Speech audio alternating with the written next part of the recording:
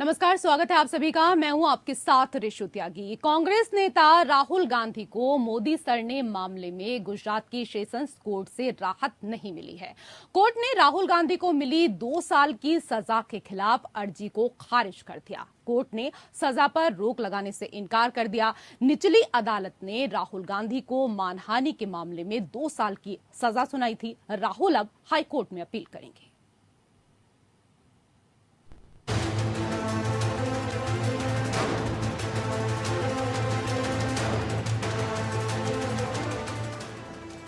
मोदी उपनाम मानहानि मामले में कांग्रेस नेता राहुल गांधी को झटका देते हुए सूरत की सत्र अदालत ने दोष सिद्धि पर रोक लगाने की उनकी याचिका खारिज कर दी। अब राहुल सेशंस कोर्ट के इस फैसले के खिलाफ हाईकोर्ट का रुख करेंगे।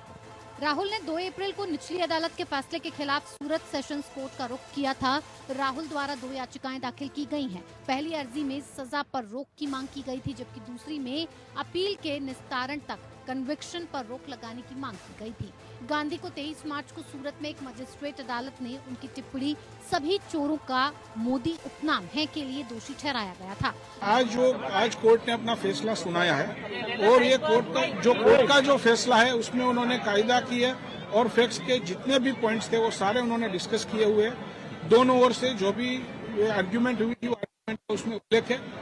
उसका नतीजा ये है कि जो मेरे क्लाइंट है Purnesh Modi, he is an agreed person. वो कंप्लेन करने के लिए कॉम्पिटेंट है। जो मोदी समाज है वो कंप्लेन करने के लिए कॉम्पिटेंट है। दूसरा जो मुद्दा है ये है कि जो प्रोसेस इश्यू हुई थी वो सही तरीके से हुई है, उसमें कोई इरेगुलरिटी नहीं है जिससे कि ट्रायल विशिएट हो। ये 2 टेक्निकल पॉइंट थे, उनका जवाब दिया हुआ है। तीसरा जो उन लोगों का पॉइंट था अरेस्ट ऑफ रेयर केस, तो उसके बारे में भी कोर्ट ने सही तरीके से सारे जजमेंट के ऊपर आधार रख के उन्होंने डिस्कशन किया हुआ है कि this is not a rarest of rare case कि जिसमें कन्विक्शंस को सस्पेंड किया जा सके। ये तीसरा मुद्दा है। चौथा मुद्दा conduct of the accuse, he is being MP, need to be more careful. और उन्होंने जो कोर्ट के समक्ष उनका जो व्यवहार था, जो उनके क्रिमिनल उनके सामने केसेस है वो भी डिस्कस किया हुआ है। प्लस मेरा एक कायदा किया मुद्दा ये था कि कोई भी एमएलए या एमपी, उनको राइट टू बी इलेक्टेड, वो उनका कोई कॉन्स्टिट्यूशनल जो उन्होंने 2019 में कोलार में एक चुनावी रैली में की थी। अतिरिक्त सत्र न्यायाधीश रॉबिन मोगेरा ने दोष सिद्धि पर रोक लगाने से इनकार कर दिया। इसका मतलब ये होगा कि गांधी लोकसभा से अयोग्य बने रहेंगे। उनकी सजा से पहले गांधी केरल के वायनाड निर्वाचन क्षेत्र का प्रतिनिधित्व करने वाले सांसद थे। सूरत सत्र न्यायालय के न्यायाधीश रॉबिन मोगेरा ने 13 अप्रैल को गांधी और शिकायतकर्ता भाजपा के पूर्णेश मोदी की सुनवाई के बाद अपना फैसला सुरक्षित रख लिया था। अगर राहुल के आवेदन को सत्र कोर्ट ने स्वीकार कर लिया गया होता तो लोकसभा की उनकी सदस्यता बहाल कर दी गई होती। 23 मार्च को मुख्य न्यायिक मजिस्ट्रेट की अदालत ने गांधी को 2 साल की जेल की सजा सुनाई थी, जिसके बाद उन्हें लोकसभा के सांसद के रूप में अयोग्य घोषित कर दिया गया था। हालांकि उनकी सजा को निलंबित कर दिया गया और उन्हें 30 दिनों के भीतर अपनी सजा के खिलाफ अपील दायर करने में सक्षम बनाने के लिए जमानत भी दी गई। सत्र न्यायालय ने 13 अप्रैल को मानहानि के मामले में राहुल गांधी को उनकी अपील के निस्तारण तक जमानत दे दी थी। राहुल ने 2 अप्रैल को याचिका दाखिल की थी और सत्र अदालत ने 20 अप्रैल के लिए तारीख तय की थी। अब 23 अप्रैल अंतिम तारीख है हाईकोर्ट से सुप्रीम कोर्ट तक गुहार लगाने की। राहुल केरल के वायनाड से सांसद थे। दरअसल जनप्रतिनिधि कानून में प्रावधान है कि अगर किसी सांसद और विधायक को किसी मामले में 2 साल या उससे ज्यादा की सजा होती है तो उनकी सदन सदस्यता रद्द हो जाती है। इतना ही नहीं, सजा की अवधि पूरी करने के बाद 6 वर्ष तक चुनाव लड़ने के लिए अयोग्य भी हो जाते हैं। राहुल गांधी की याचिका पर सेशन कोर्ट के फैसले को बड़ा झटका माना जा रहा है, क्योंकि अगर राहुल की मांग को मानते हुए कोर्ट सजा और दोषी पाए जाने पर रोक लगा दे तो राहुल की संसद सदस्यता की बहाली हो सकती है। हाल ही में लक्षद्वीप के सांसद मोहम्मद फैजल के मामले में भी ऐसा देखने को मिला था। जनवरी में मोहम्मद फैजल को हत्या के प्रयास में दोषी ठहराते हुए निचली अदालत ने 10 साल की सजा सुनाई थी और इसके बाद फैजल की लोकसभा सदस्यता रद्द हो गई थी। फैजल ने निचली अदालत के फैसले के खिलाफ केरल हाईकोर्ट का रुख किया था। केरल हाईकोर्ट ने मोहम्मद फैजल की सजा पर रोक लगा दी थी और इसके बाद मोहम्मद फैजल की सदस्यता बहाल कर दी गई। Bureau report, APN news.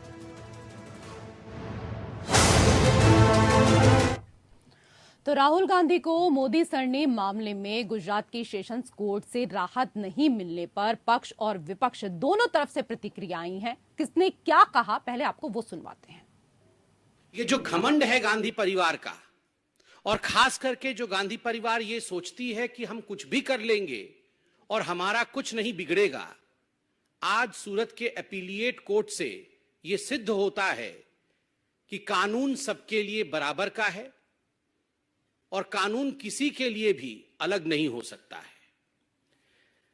हमें याद है जब ट्रायल कोर्ट का जजमेंट आया था तो राहुल गांधी, गांधी परिवार, कांग्रेस के लोग और एक इकोसिस्टम जो कांग्रेस के साथ रहती है, इन सब ने मिलकर एक ऐसा माहौल बनाया कि ये ट्रायल कोर्ट में कुछ गड़बड़ी थी। ये ट्रायल कोर्ट के जज और ट्रायल कोर्ट का पूरा जो सिस्टम था, कहीं ना कहीं वो बायस था।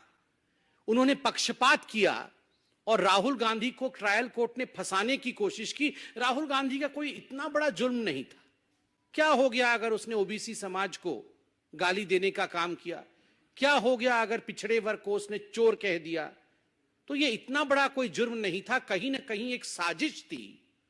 This was death of democracy in India. और उसके कारण से सूरत के ट्रायल कोर्ट ने इस प्रकार का एक वर्डिक्ट राहुल गांधी के खिलाफ सुनाया। देखिए, ये आज मेरे ख्याल में इस मुल्क की जमहूरियत के लिए एक काला दिन है। जब हम इस मुल्क को कहते हैं सबसे बड़ी जमहूरियत है हिंदुस्तान, और यहाँ का अपोजिशन लीडर उसके साथ इस किस्म का सलूक किया जाए, हमें लगता है कहीं ना कहीं बीजेपी इस मुल्क को बनाना, रिपब्लिक बनाना चाहती है।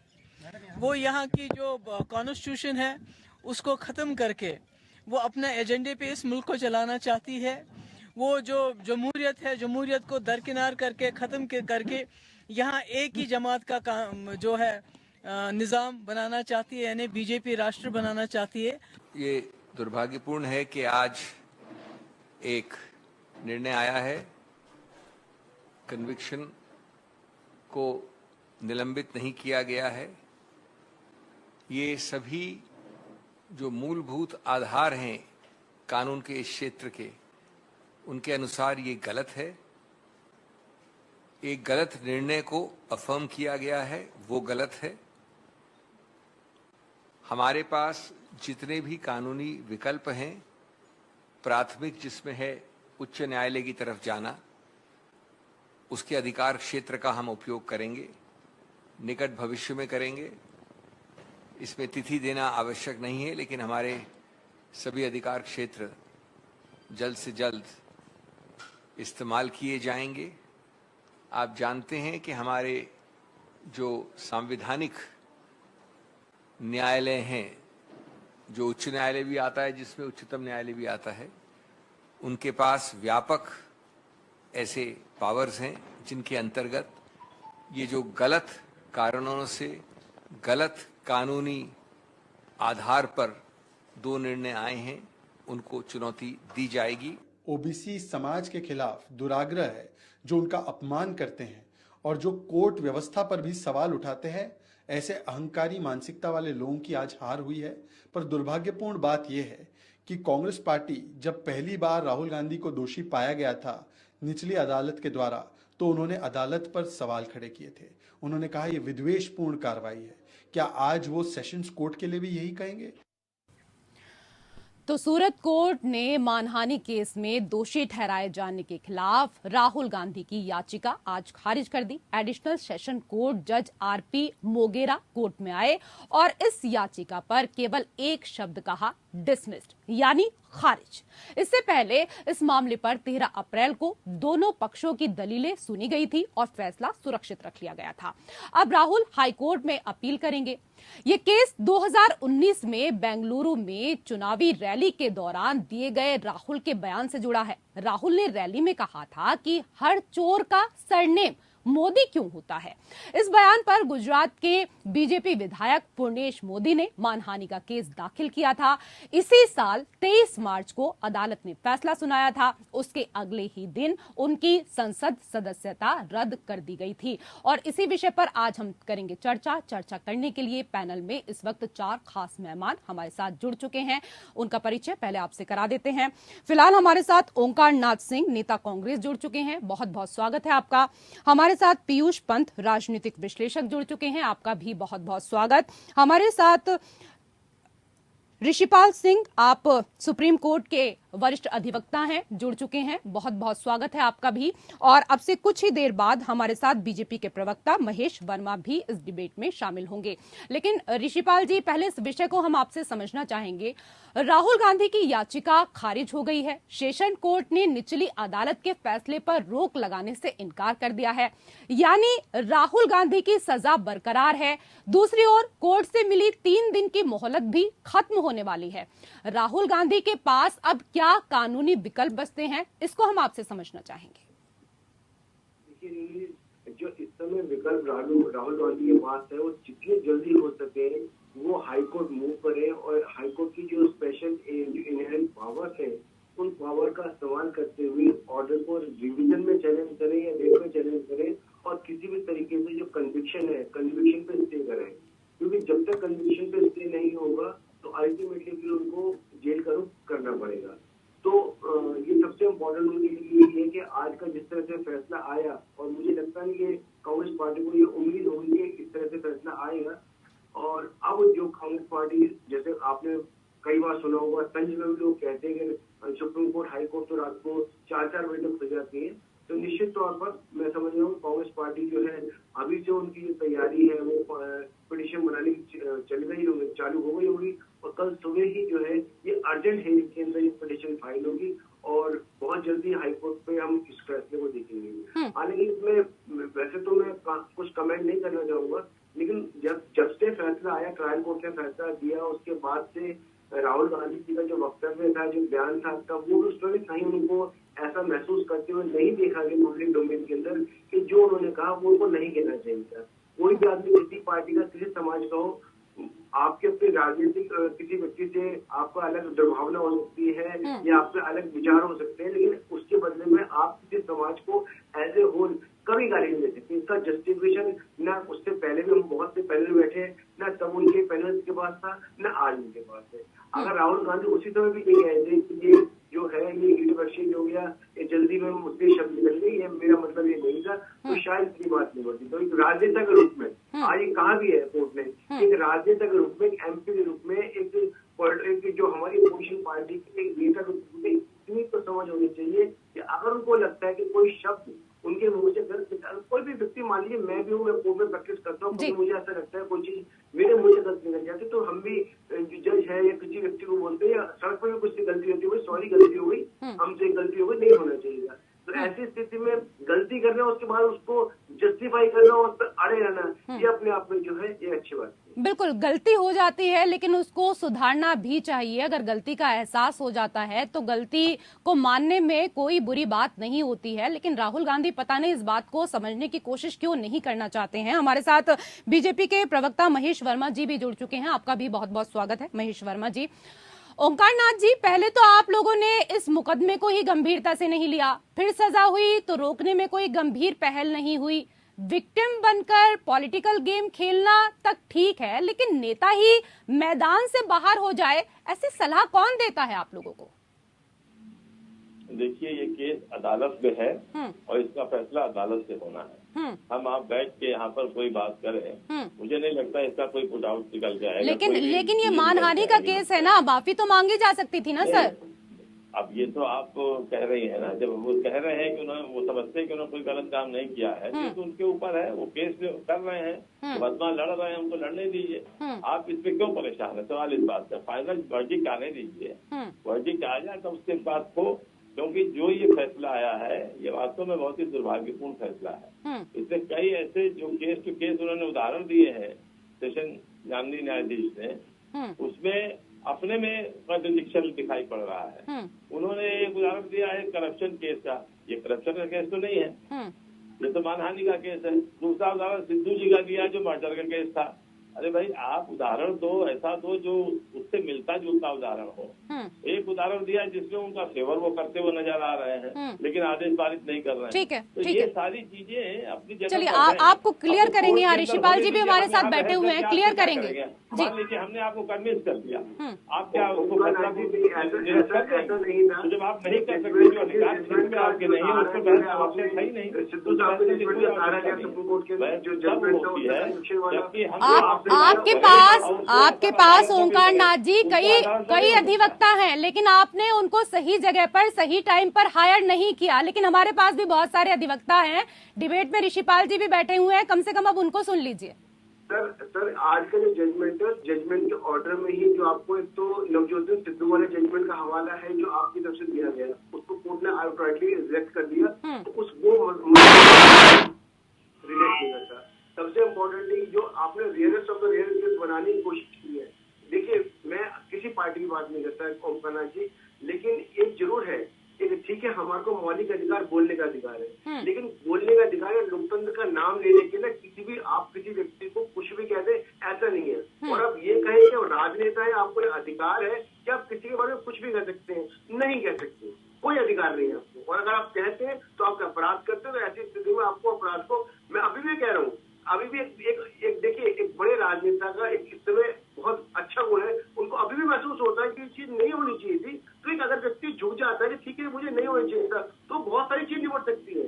लेकिन ऐसे में बड़े बड़े नेताओं का नाम लेके आना, गांधी का नाम लेके आना, सावरकर का नाम लेके आना, और एक गलत बात पे आज भी अगर वो टेप चला दो, सुनिए आज भी टेप चल जाए, आप सुन ले, अब भी अगर आप जस्टिफाई करें, आप तो देखो समाज के व्यक्ति हैं, आप सामाजिक व्यक्ति हैं, अब भी टेप सुनने के बाद अगर आपको लगता है कि मान लीजिए मेरा नाम ऋषिपाल सिंह मोदी हो, कोई मुझे कहे आपका नाम ओमकार नाथ सिंह मोदी हो, आपको भाई मेरा क्या लेना देना है, ना मैं आपको जानता हूँ ना मैं आपको जानता हूँ, मेरे को मेरे सरनेम पे क्यों आप मुझे चोर बना रहे हैं, क्यों भाई?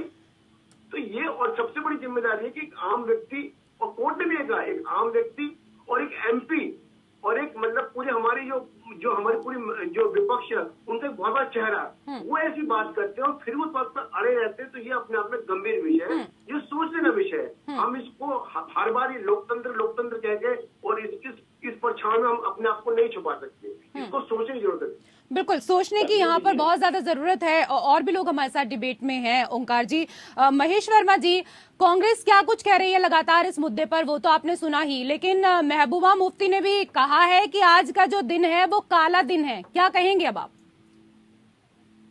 इस तरह के राजनीतिक हथकंडा अपनाना और इस राजनीतिक हथकंडे को अपनाकर राजनीतिक फायदा उठाने की जो कोशिश है राहुल गांधी की, इससे बड़ी शर्मनाक दिन जो है इस देश में कोई कुछ हो ही नहीं सकता है, न कोई दिन हो सकता है। एक ऐतिहासिक शर्मनाक और काला दिवस है आज कि राहुल गांधी जैसा एक पॉलिटिशियन जो सिर्फ अपनी राजनीतिक स्वार्थ के चलते कभी सिखों के कत्लेआम के नाम पर माफी मांगता है, कभी राफेल के नाम पर सुप्रीम कोर्ट से माफी मांगते हैं, कभी इनके परनाना जो है वही वीर सावरकर के खिलाफ जो है मुकदमा करने के लिए भरी पार्लियामेंट में माफी मांगी।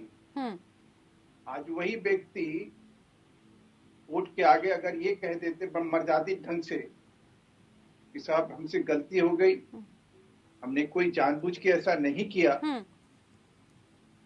तो क्या कोर्ट माफ नहीं करता? बिल्कुल विषय वहीं पर खत्म हो जाता, क्योंकि राहुल गांधी तो सिर्फ अपना जो उन्होंने शब्दों का इस्तेमाल किया उस पर ही, ऐसा नहीं है कि कई बार उन्होंने माफी मांगी है, बल्कि पार्टी के कई दिग्गज नेता हैं, जब वो बयान देते हैं तो उसके बाद भी राहुल गांधी खुद माफी मांगते हुए नजर आते हैं। दिग्विजय सिंह ने हाल ही में जिस तरीके से सेना के लिए बोला था, उसके बाद राहुल गांधी ने माफी मांगी। हम और आप टीवी पर अगर कोई बात हो जाती है, कोई आदमी आहत हो जाता, अभी हाल में ही आपके ही टीवी पे कोई चीज सुनने में गलत लगा, हमने कहा भाई माफी चाहते हैं जी, बिल्कुल।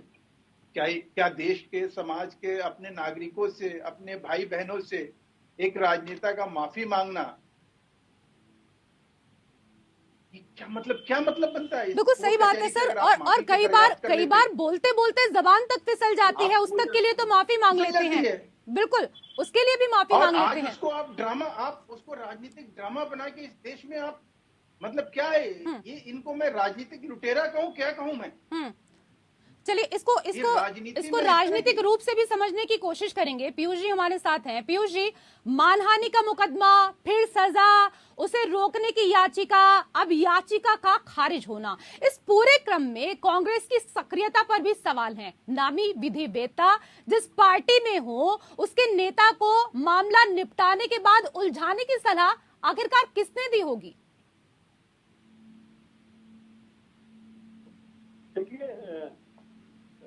रूप से कांग्रेस मुझे लगता है कांग्रेस ने जो बात कही थी वो बात जो इलेक्शन में थी कही गई थी, और जो राहुल गांधी ने कही और वो जो कही थी मोदी, नीरव मोदी, दलित और ये लोग ओबीसी से आते नहीं है।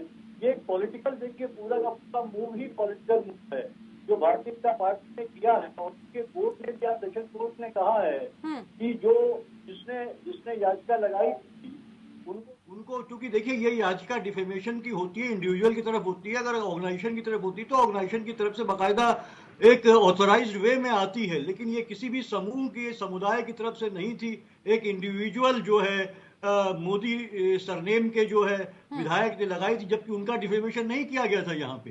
तो तमाम इसमें टेक्निकलिटीज हैं जिसको कोर्ट ने शायद जो है कि ध्यान नहीं दिया या उस पर कोई तवज्जो नहीं दी गई इस तरीके से जिस तरीके से। और ये आज भी कोर्ट ने, सेशन कोर्ट ने ये बात कही है कि जो है कि इसमें जो है कि जो याचिकाकर्ता थे उनकी मानहानि हुई है, जबकि याचिकाकर्ता वो ऑथराइज्ड रिप्रेजेंटेटिव नहीं थे उस समुदाय के, और वो समुदाय में मोदी समुदाय एक समुदाय नहीं है। ये भी एक बात है जिसको कि नहीं सुनवाई में उसको कोई ज्यादा बहुत महत्व नहीं दिया इस बात को। खैर ये तो कोर्ट के अपने अधिकार के अंदर है कि जज साहब क्या सोचते हैं, क्या समझते हैं, लेकिन ये तमाम चीजें रही हैं। तो ये जज साहब क्या सोचते हैं, क्या समझते हैं, इससे क्या मतलब है पीयूष पंत जी? कही गई बात को और ये उस तरह से उठाया गया, लेकिन हाँ कांग्रेस की कोताही ये हुई, कांग्रेस ने देखिए जिस तरीके से जो है इसको बहुत ढीलेपन से लिया।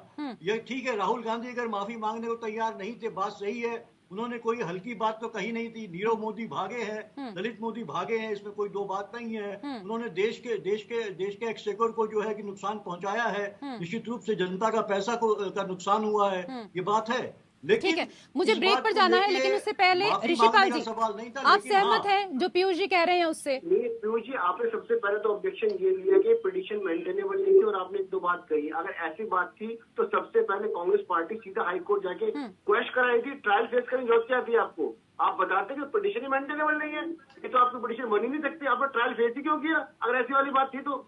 अब आप ये वाली बात कह रहे हो कि हम ट्रायल फेस हो गया, अपील में चले गए, अब आप बता रहे हो मेंटेनेबल नहीं है पिटीशन। ये वाला टाइम, ये टाइम, इस समय का टाइम है बताने का आपको, कमाल है। और अगर मान लो एक व्यक्ति आपने नीरव मोदी का नाम लिया, एक और मोदी का नाम लिया, तो उसका मतलब जो लाखों मोदी है वो सारे चोर हो गए।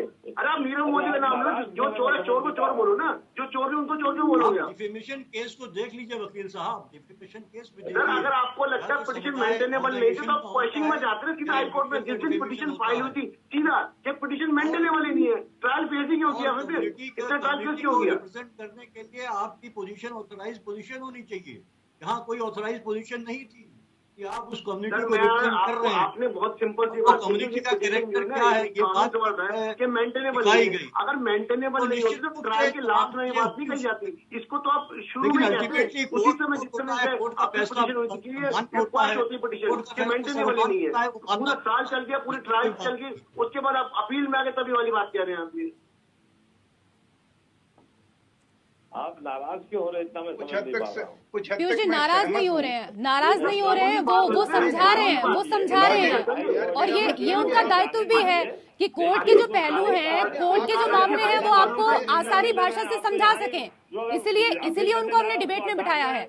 जी गांधी का मतलब तो ये नहीं हुआ ना, उसकी आवाज सुनिए, ये नहीं हुआ ना कि देश के कोर्ट का सम्मान न करे, कानून का सम्मान न करे, किसी सरनेम का सम्मान न करे। तो राहुल गांधी अब हाई कोर्ट में करेंगे अपील, और इसी को लेकर लगातार हम चर्चा कर रहे हैं। चर्चा करने के लिए पैनल में 4 खास मेहमान हमारे साथ जुड़े हुए हैं। ऋषिपाल जी, हम आपसे ये भी समझना चाहेंगे कि इन 3 दिनों में अगर राहुल गांधी को हाई कोर्ट से राहत नहीं मिलती है और अगर उनको जेल जाना पड़ा, तो क्या उसके बाद भी कोई कानूनी विकल्प उनके पास होगा? तो कानूनी विकल्प जो सेशन कोर्ट के बाद जो उनको अब विकल्प है वो हाई कोर्ट है। वो हाई कोर्ट जाएंगे अपने पिटीशन में ऊपर ही इन 3 दिनों के अंदर ही, और उसमें अर्जेंट हियरिंग करके और वो कोशिश करेंगे कि उनकी जो कन्विक्शन है उस पर स्टे हो जाए और उनको बेल ग्रांट कर दी जाए। इन केस ऐसा, वैसे मैं निजी तौर पे नहीं समझता, शायद ऐसा मतलब ना हो। अगर नहीं होगा ऐसा तो फिर उनके पास विकल्प जो है वो सुप्रीम कोर्ट का विकल्प है। बाकी हम अभी बात कर रहे थे, जैसे हम अपना चर्चा बीच में रह गई थी, जैसे पीयूष पंत जी कह रहे और उनका नाजी भी कहते कि अगर मान लीजिए अभी आपने नाम दिया नीरव मोदी का, दलित मोदी का, अगर 2 आदमी 3 आदमी 4 आदमी आप नाम लेते हैं उनका नाजी, तो उसका मतलब ये नहीं है कि वो बाकी सब जितने मोदी हैं उनकी जॉइंट लायबिलिटी होगी कि वो भी उस नाम को या उस बैड वर्ड को अपने ऊपर लेंगे और वो भी स्वीकार करेंगे। ऐसा नहीं है सर। अगर नीरव मोदी ने कोई क्राइम किया तो नीरव मोदी भुगतेगा, उसका भाई नहीं भुगतेगा। आप उसके भाई को चोर नहीं कह सकते, कानून नहीं है। ये जॉइंट लायबिलिटी का मैटर नहीं है कि आप किसी को भी चोर कह दें। एक बात। दूसरी बात, हम जो आपको पहले बात कह रहे थे कि आप सर अभी आप कह रहे थे कि पीयूष पंच को बोलने दीजिए जो बोल रहे हैं। सर आप वही तो कह रहे हो जो आप पॉइंट उठा रहे कि मेंटेनेबल नहीं है। तो सेक्शन 482 सीआरपीसी में जिस दिन समनिंग हुई थी आप उसी दिन कहते समनिंग इज बैड, उसी दिन को क्वेश्चन कराते। तो आपने वो तो नहीं की ना, वो हुई। अब जब ये पूरा ट्रायल हो गया, अपील पे आ गए, तब आप ये वाली बात कह रहे हैं। तो ये भ्रामक बातें हैं सर, ये कानूनी बातें नहीं है। अगर कानून की बातें होती तो ये समनिंग पे होता। ये सारी बातें आज यहाँ पर नहीं बैठे हुई। इस समनिंग के ऊपर ये आर्गुमेंट चल रहा था। समनिंग अगर बैड होती है, कोर्ट साबित कर समनिंग होनी नहीं चाहिए थी, तब वाली बात होती सर। सर एक चीज और समझना चाहेंगे, राहुल गांधी को मानहानि मामले में सजा हुई, फिर सेशन कोर्ट में उनकी याचिका खारिज हुई। इसमें ना कहीं हम अगर देखें तो आपको नहीं लगता कि कांग्रेस की तरफ से कहीं ना कहीं गंभीरता जो लेनी चाहिए थी उसकी भी कमी एक कारण है, क्योंकि समय पर याचिका नहीं लगाई गई? याचिका तो देखिए, जो पहले ट्रायल कोर्ट ने 30 दिन का टाइम दिया था, 30 दिन के टाइम के अंदर जो याचिका उन्होंने फाइल कर दी थी, उसके बाद जो है कोर्ट ने फिर एक टेम्परेरी मतलब टाइम को देने के बाद फिर लगातार आर्गुमेंट हुई है। आर्गुमेंट चली, वो टाइम वाली बात तो ज्यादा इम्पोर्टेंट नहीं है। लेकिन ये जरूर है जैसे आर्गुमेंट को, जिस ऑर्डर को जिस तरह से इंटरनेट पे आ रहा है और जो जजमेंट का हवाला इसमें दिया गया है, इसमें ये कहा गया कि एक व्यक्ति है उनकी मतलब उनकी सदस्यता चली जाएगी, तो कोर्ट ने कहा कि सदस्यता जाना या इलेक्शन लड़ना आपको कोई इनहेरेंट राइट नहीं है कि आप सोचो कि कोई रेयरेस्ट ऑफ रेयर केस बनता है। आप अगर किसी व्यक्ति को, किसी समाज को अगर आप कोई क्राइम कर रहे हैं तो वो आपको गंभीरता, और एक व्यक्ति क्योंकि कानून में देखा जाता है, कानून जब भी अपराध होता है जैसे 1 दिन से लेकर 2 साल, तो कोर्ट जब ये 2 साल कर रहा है तो आप सोचो कि ये टाइम गैप किसके लिए है। तो कोर्ट ने सोचा कि ऐसा व्यक्ति जो समाज में सबसे प्रतिष्ठित है, जिसकी जिम्मेदारी है, जो विपक्ष का सबसे बड़ा नेता है, उसकी जिम्मेदारी है जब भी वो किसी को कुछ कहे तो वो सोच समझ के कहे, वो ऐसे शब्दों का उच्चारण न कर दे जैसे अभी आप कह रहे हैं कि कोई भी कुछ बोल दिया। ऐसे नहीं सर, ऐसे नहीं चलेगा। लोकतंत्र के नाम पर हमेशा ये कहोगे कि हमारा अधिकार है बोलने का और किसी को बोलोगे दूसरों को बुरा लगेगा, ऐसे नहीं चलेगा, ऐसा नहीं होना चाहिए। ठीक है, खैर अब आपसे जानना चाहेंगे इस पूरे विषय पर ओंकार जी, आप ये बताइए कि कांग्रेस की अब रणनीति क्या होगी, क्योंकि आप लोगों के पास समय काफी कम है। रणनीति तो अदालत को बताएंगे, यहाँ बताने का तो कोई मतलब नहीं है। लेकिन ऋषिपाल जी ने जो बात कही है कि जिस बात को इतना वो गंभीर ले रहे हैं, एक उदाहरण देता हूँ अपने गृह मंत्री का, अमित शाह जी का। अभी 5-6 दिन पहले आजमगढ़ गए थे और आजमगढ़ में उन्होंने भाषण दिया कि आजमगढ़ अपराधियों का अड्डा है और यहाँ अपराधी रहते हैं और अपराध को खत्म, जब से योगी जी हैं तब से अपराध खत्म हो गया। वो भारत के गृह मंत्री है।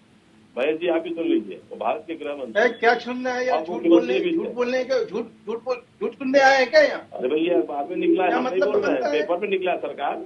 आप गलत बयानी करने का उनका नाजी फिर आपने क्या किया? ये सरकार सुन लीजिए मेरी बात सुन लीजिए, मेरी बात सुन लीजिए, बाद में बोलिएगा जितना बोलना होगा। और नहीं ये झूठ बोल रहे हैं, दरअसल झूठ बोल रहे हैं, सुनिए, फिर झूठ बोल रहे हैं, बकवास वाली बात मत कीजिए। तो उन्होंने कहा उनको ये नहीं मालूम। आप किस तरीके की बातें कर रहे हैं? आप किस तरीके की बातें कर रहे हैं ओंकार नाथ जी?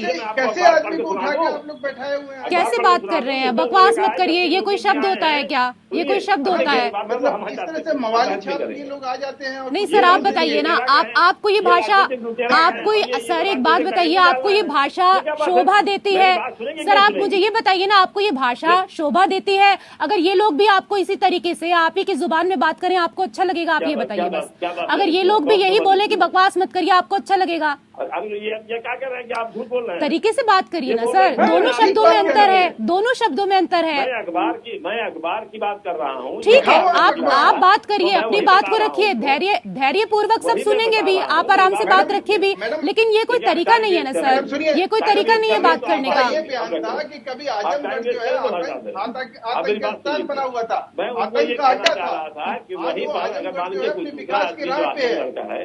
अच्छा ठीक है, आप अपनी बात कंप्लीट कीजिए, उसका जवाब हम लेंगे, उसका जवाब लेंगे महेश जी से।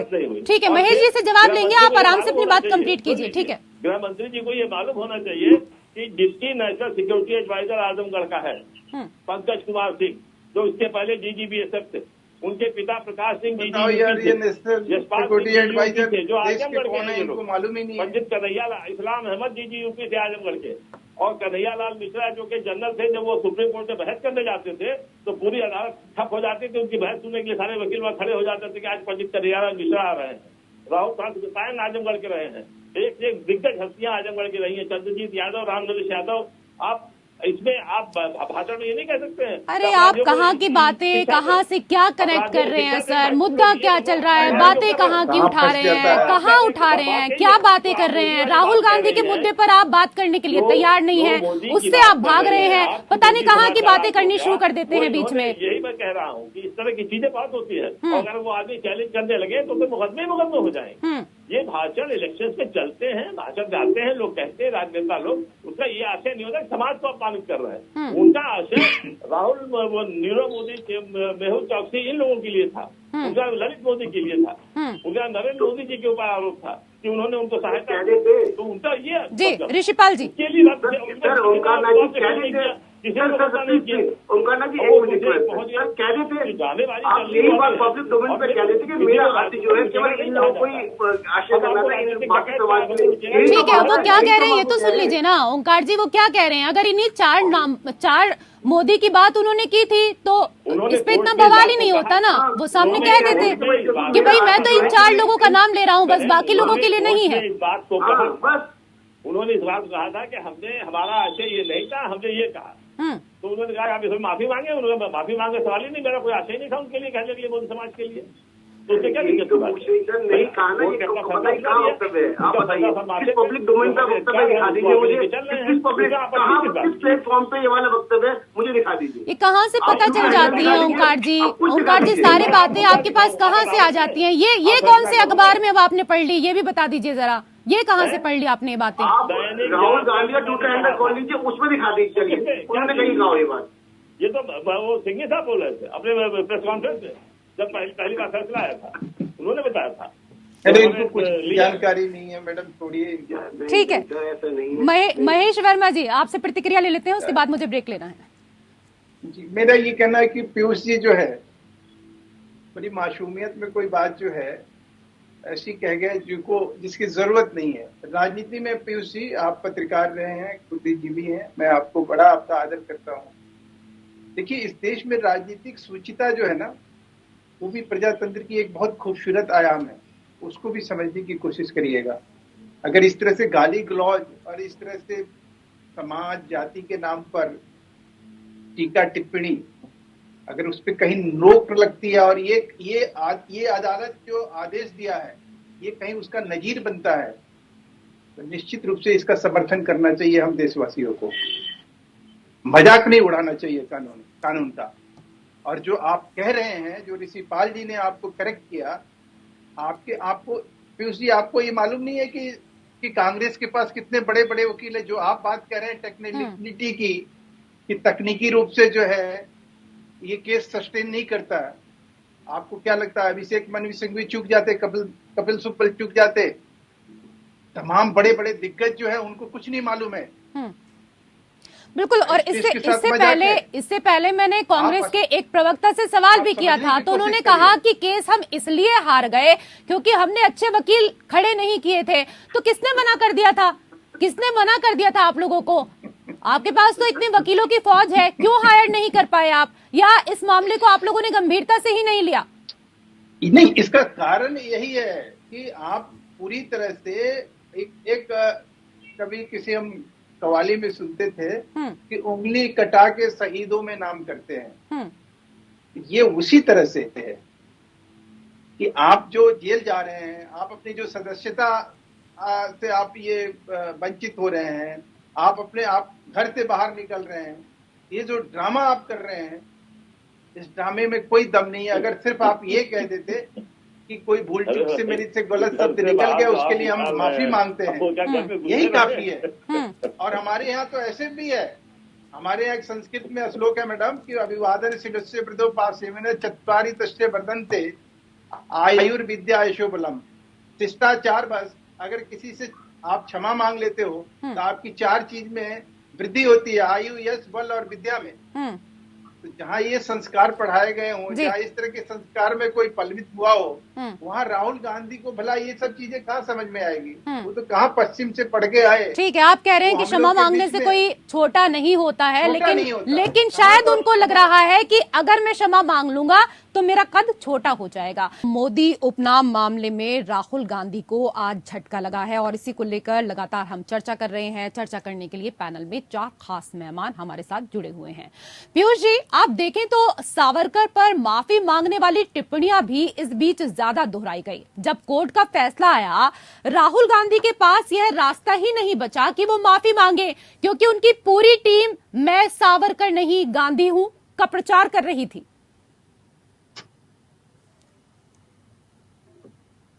देखिए, सवाल ये है कि आदमी माफी अगर गलती करता है तो माफी मांगता है, ठीक है। उसको लगता है कि मैंने गलती नहीं करी है, तो ये माफी वो नहीं मांग रहा है और उसके कॉन्सिक्वेंसेस को भुगतने के लिए वो तैयार है, तभी वो ये बात करता है। उसके लिए मैं आऊंगी ऋषिपाल जी आपके पास उसके बाद। उसके लिए मॉरल स्ट्रेंथ की जरूरत होती है। वो भाजपा वालों की तरह नहीं होती है कि जो है कि हर पर बात कुछ और कहें और करें कुछ और करें। तो आप देखिए गुजरात में किस तरह से हो रहा है, आप देखिए अभी नरोदा पाटिया वाले केस में किस तरह से जिनके पास तमाम सबूत थे उनको जो है कि पूरे वहां से जो है कि फ्री कर दिया गया पूरा। अभी जो बलात्कारी थे, जो वो महिला थी जो वहां बिल्किस के अपराधियों को किस तरह से जो है जो बलात्कारियों को छोड़ दिया गया, गुजरात में ही छोड़ दिया, कोर्ट वाला छोड़ दिया गया। तो ये भी देखिए, इसको इशू जी ये भी ध्यान में रखने की बात होती है कि आज गुजरात में क्या चल रहा है। गुजरात में मोदी जी का राज चल रहा है, वो एक पत्ता वहां हिल नहीं सकता बिना मोदी जी के आज्ञा के। तो वहां पे वो इसीलिए देखिए कोर्ट ने जो है, लोअर कोर्ट ने जो ट्रायल कोर्ट था उसने जो है वहां पे जो 2 साल की सजा क्यों दी, जबकि डिफेमेशन केस में नॉर्मली इस तरह के केसेस में जो है 2 साल की सजा होती नहीं है। लेकिन ये जरूरी था क्योंकि राहुल गांधी को सबक सिखाना था। एक राजनीतिक जो लड़ाई चल रही है भाजपा की कांग्रेस के साथ। ठीक है ऋषिपाल जी, पीयूष पंत जी कह रहे हैं कि ऐसे केस में 2 साल की सजा होती नहीं है।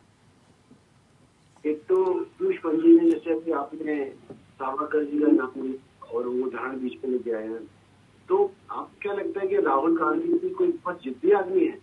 ऐसा नहीं है। जब शरद पवार जी या उद्धव ठाकरे जी डांट लगाते हैं तो उस बात को छोड़ देते हैं, फिर वो उस बात को नहीं करते, और तब तक ही रहती है जब तक उनको राजनीतिक फायदा होता है। ठीक है, रही बात ये कि देखिए कोर्ट का अधिकार था, मैं कोर्ट में जो ये सजा है 0 से लेकर 2 साल, जब किसी को सजा होती है तो उसमें यही देखा जाता है कि अपराध करने वाले व्यक्ति का जो जिम्मेदारी कितनी है। यही कोई आम मान लीजिए कोई राह चलता व्यक्ति कुछ बोले तो उसकी कोर्ट ने यही तो कहा, आज भी यही कहा जज ने कि आपकी जिम्मेदारी, एक आप MP हैं, आप विपक्ष के सबसे बड़े नेता हैं, तब आपकी जिम्मेदारी सबसे ज्यादा है, और उसके बाद आप इस जिम्मेदारी को नहीं समझ रहे, नहीं भी आप इसको अभी भी स्वीकार नहीं कर रहे कि हाँ जिम्मेदारी हमारी है। अभी जैसे ओंकार नाथ जी ने कहा कि हाँ उन्होंने कहा था, तो ये पूरी बात वहीं पे खत्म हो जाती।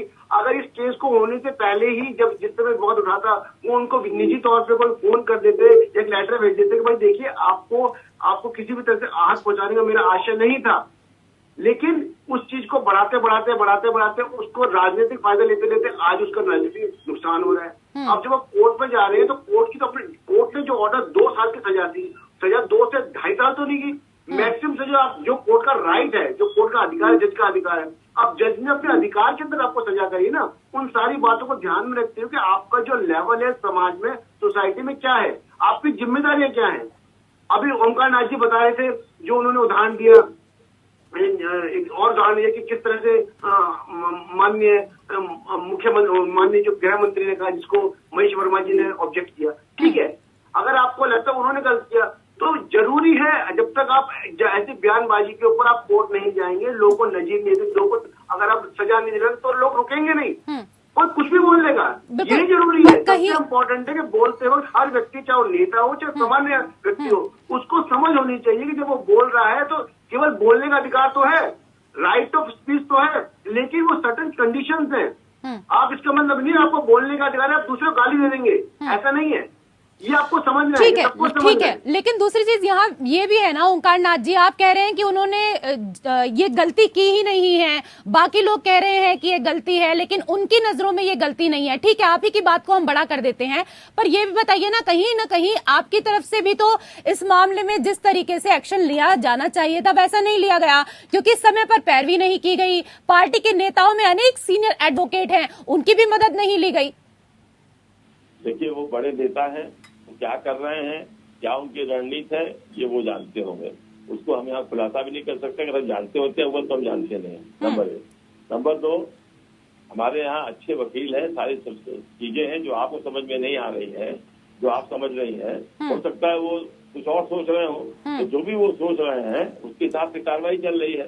यहाँ हम बोलने से हमारे लिए ये हमारा अपना कोई निजी ख्याल नहीं है ओंकार नाथ जी। आप ही के प्रवक्ता यहाँ पर बैठकर कहकर जाते हैं कि हमने अच्छे एडवोकेट हायर नहीं किए थे। जो बात कहते हैं ये नहीं है कि सब वो बात जो कह रहे हैं वो एकदम उनको सारी जानकारी हो। इस बात को आप मानते हैं?